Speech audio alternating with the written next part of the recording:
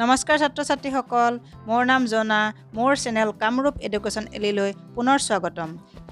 চেনেলটোত যদি নতুনকৈ আহিছে তেতিয়াহ'লে চেনেলটো ছাবস্ক্ৰাইব কৰি ল'ব আৰু যদি কিবা উপকাৰ হৈছে বুলি ভাবে তেতিয়াহ'লে নিশ্চয় এটা লাইক কৰিব। ভিডিঅ'সমূহ আপুনি প্ৰথমেই পাবৰ বাবে বেল আইকনটোত ক্লিক কৰি থ'ব।